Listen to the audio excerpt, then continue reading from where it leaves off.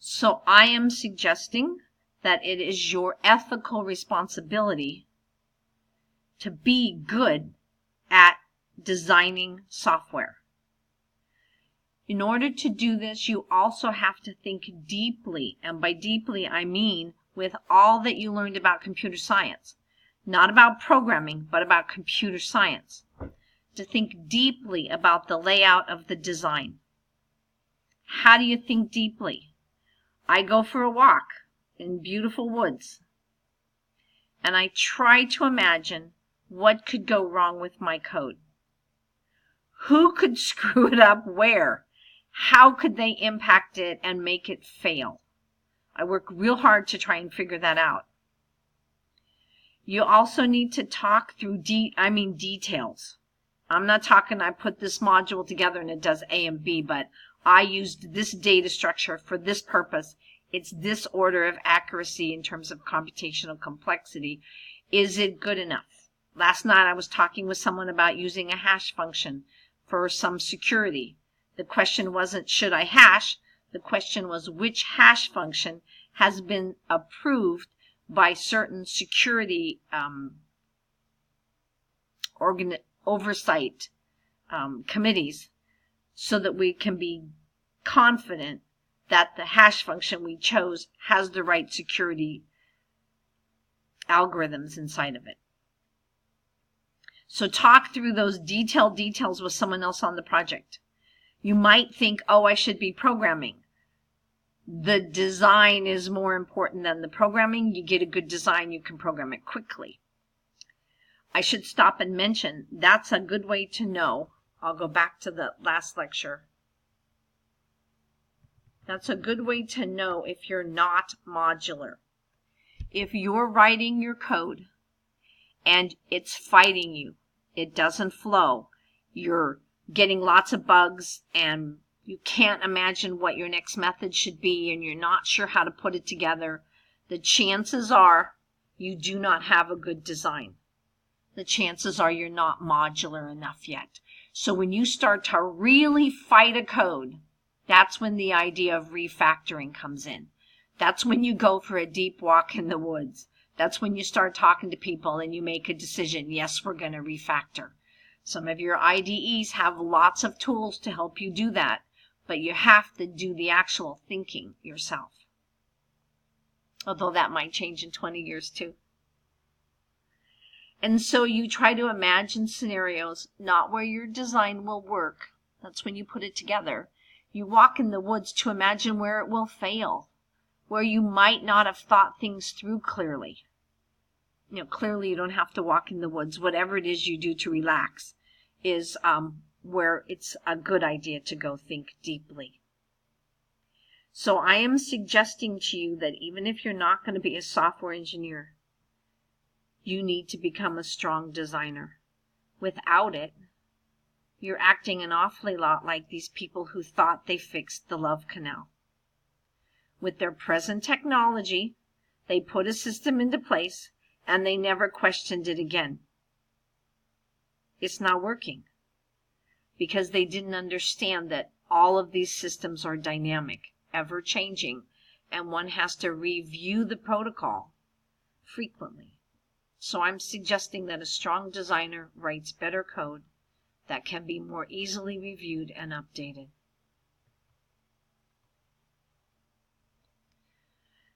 These are not the only other environmental disasters, and many of these major disasters could have been avoided. So because they also have analogies with computer science, I'm going to cover some more of them and a few more videos that also discuss the problems. Many major environmental disasters have occurred in my lifetime. Now, I am not suggesting here, I just read this again, that I was alive in World War II. But in World War II, they dumped many chemicals all over the world. They got shipped gallons and gallons and gallons of different chemicals for different tools, different weapons, different things they were constructing. And when they got done, they just emptied those into the nearest creek. If you have, because I don't know Boston that well, in California, where I grew up, you had these empty army huts. They're still around. They probably are polluted. Don't just hang around any of those old World War II stuff, because it was the practice back then just to dump things without thought, major serious chemicals. I have a friend who stood on the deck of a ship during one of the nuclear tests in the Pacific because they wanted to see, short term, not even long term, how that test would affect them. Would they get a sunburn? Would they get sick? They took the Navy privates, I don't know if they're privates, what are they called in the Navy? I can't remember anymore. They took the shipmen up, stood them on the deck, and tested them for radioactivity afterwards. Things were done in World War II and right beyond that we would think are insane. So be careful.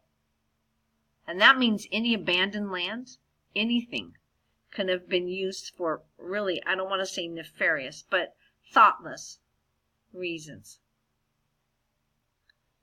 The next environmental disaster you probably have heard about it is called Chernobyl. In 1986, in the Ukraine, a nuclear reactor went critical.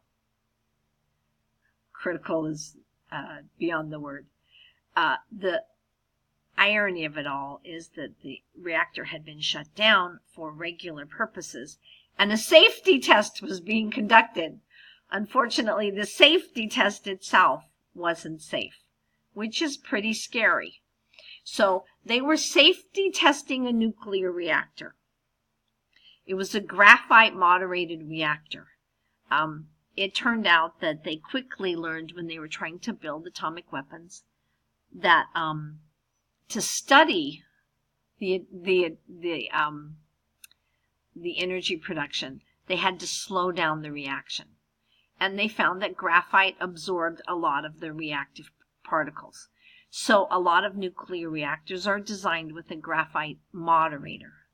That is, you put the nuclear rods that have nuclear, that are decaying quickly, uranium, I think, 238. You put the nuclear rods in little holes inside of graphite, and that captures enough of the radioactivity so that you don't make a bomb. Because if you have too much radioactivity, it explodes. That's what a nuclear weapon is. So a graphite moderated reactor is a pretty cool thing. Fermi worked with them in Chicago during and before World War II, trying to figure out nuclear reaction rates. And then they eventually used them to figure out how much you would need to go critical. In order to do this safety testing on the nuclear reactor, they turned off all the safety features. Excuse me, I have to highlight this. They turned off the safety features. It makes sense, right? It was a power failure test, and how could they test the safety features if the safety features were on? So they turned them off. Still hard for me to believe that they designed a safety test without the safety features on. Then they also failed to follow the correct procedures. That's a documentation problem, like we were talking about in the last lecture. Documentation has to be sufficient but not overbearing. And in most nuclear facilities, it is overbearing. Further, they concluded that the reactor had design flaws. But I'm going to pause on this one. They always conclude this after a disaster. But they don't know ahead of time, typically, that those design flaws are there. So your program can't know ahead of time either. So they accidentally exploded the core. Boom. I don't know what else to say. It was a disaster. Radioactive clouds spread over Europe and the United Kingdom. Cow milk was contaminated for several months, and babies were not allowed to drink cow milk. People died and are still dying. In fact, the way the Russian government handled the problem was really bad, in my opinion. They hired a lot of experts to go to Chernobyl to clean up. They hired them for, I think it was a 2-year contract.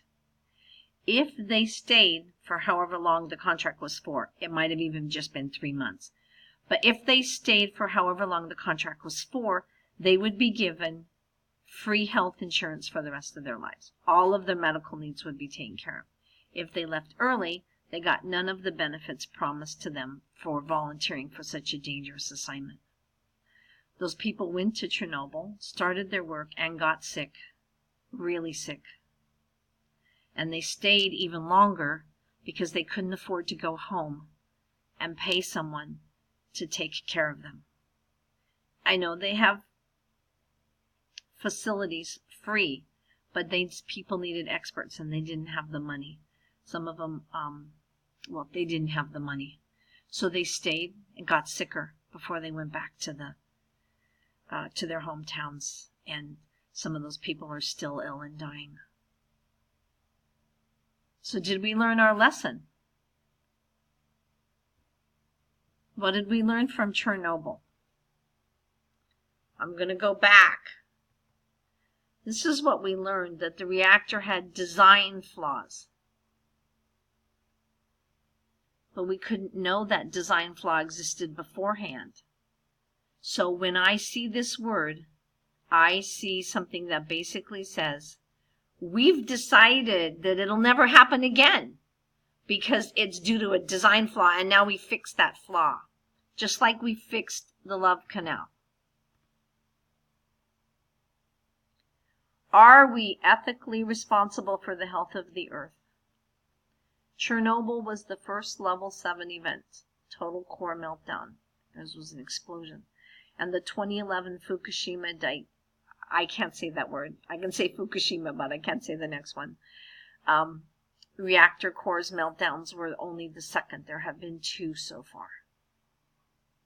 So we clearly did not learn our lesson from Chernobyl, did we?